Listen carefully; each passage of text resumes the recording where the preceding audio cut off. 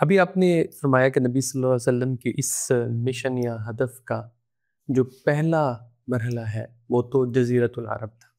جی اس کے بارے میں ہمیں روایتیں بھی ملتی ہیں اور اس کا ظہور نبی صلی اللہ علیہ وسلم کی زندگی میں ہو بھی گیا. اب جی ہم دیکھتے ہیں کہ آپ کے بعد صحابہ اسی جہاد کے مشن کو جاری رکھتے ہیں. صحابہ اب جزیرہ عرب سے باہر اب باہر نکلنے نکل لگے. تو گویا آپ یہ کہ مرحلے کا اسی جہاد کا جو پہلا مرحلہ ہے اسی کا تسلسل ہے صحابہ کے جہاد کی جو نوعیت ہمارے سامنے آتی ہے. تو قرآن مجید ان کو شہادہ علی الناس کے شہداء علی الناس کا جو منصب ہے وہ عطا کرتا ہے، اور صحابہ کے ہاں بھی یہ چیز پائی جاتی ہے. آثار کی روشنی میں ہم دیکھ سکتے ہیں کہ ان کے ذہن میں ہے کہ ہم نے اسی مشن کو آگے لے کے جانا ہے، اور اس کی طرف نبی صلی اللہ علیہ وسلم نے خطوط لکھ کر میرے خیال سے جو یہ ایک سمت واضح بھی فرما دی کہ اب سلطنت سے باہر یہ معاملہ. تو فرما تو نبی صلی اللہ علیہ وسلم خود رہے ہیں کہ یہ علاقے میرے ہوں گے، فتح ہوں گے، لیکن صحابہ کے ہاں ایک چیز تھی، ایک مسئلہ تھا، وہ سمجھ رہے تھے.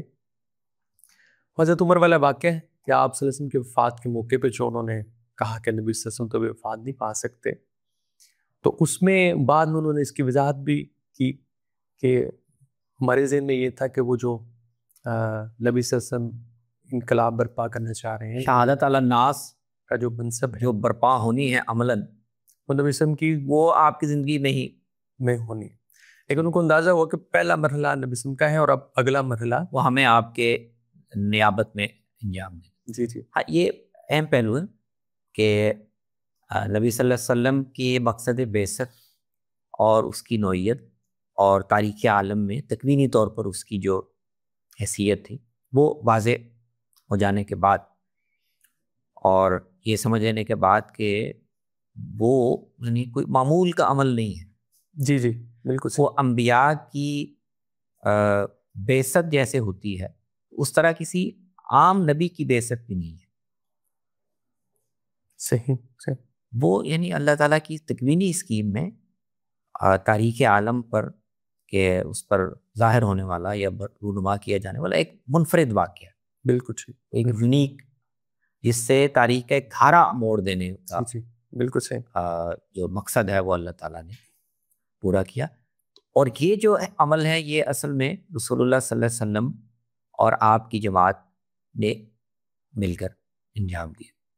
تو یہ واضح ہونے کے بعد صحابہ کے جہاد کی نوعیت کو سمجھنا اور اس کو متعین کرنا بھی بہت آسان ہو جاتا ہے.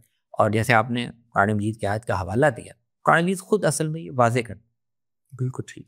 سورہ حج کی جو آخری آیت ہے اس میں خاص طور پر اللہ نے بہت واضح کر دیا ہے کہ یہ ایک ہی عمل کیسے دو مرحلوں میں ہونے والا ہے.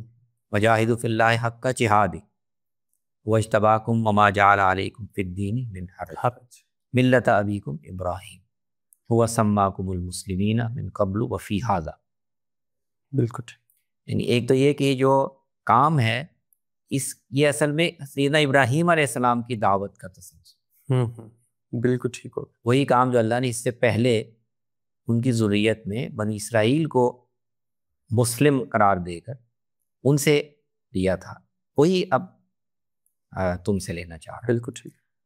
لیکون الرسول شہیدا علیکم وتکونوا شہداء علی الناس. بالکل ٹھیک، بالکل صحیح. اور اس کی شکل اللہ نے یہ مقرر کیا ہے کہ رسول جو ہے وہ پہلے تم پر یعنی بنی اسماعیل پر حجت تمام کرے، تم پر حق کی گواہی دے اور تم کو اس دین پر کھڑا کر کے ایک امت کی تاسیس کر دے.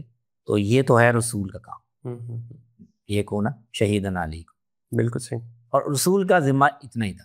اسی کو آپ نے حجۃ الوداع میں پھر لوگوں سے سوال کر کے پوچھا کہ ہاں بھائی میں نے اپنا بتاؤ، مجھے جو ذمہ داری دی گئی تھی کہ تم کو عرب کے لوگوں کو ان تک دین پوری طرح واضح کر دوں، ان کو سمجھا دوں، اور اب میں تم میں سب کو اکٹھا کر کے میں پوچھ رہا ہوں کہ کیا میں نے ذمہ داری ادا کر دی ہے؟ بالکل صحیح. تو انہوں نے کہا بالکل بالکل کر اللہ آپ نے گواہ بنایا. تو یہ کام حضور کا تھا. لیکن وَتَكُونُوا شُهَدَاءَ عَلَى النَّاسِ، اب اس امت کی، اس قوم کی بھی ایک، اس امت کی بھی ایک ذمہ داری. بالکل صحیح. یہ کہ اس نے یہ کام عرب کے باہر دنیا کی دوسری قوموں پر بھی کرنا ہے. یہ دین ان تک پہنچانا ہے, اس کی حجت ان پر تمام کرنی ہے, ان کو بتانا ہے کہ خدا کا آخری دین آیا ہے, اور اسی طرح ان قوموں پر اور ان علاقوں پر اس دین کی سربلندی اور سرفرادی قائم کرنی ہے. بالکل صحیح. تو اصل میں تو یہ سیاق تھا جی جی شہادت علی الناس کا.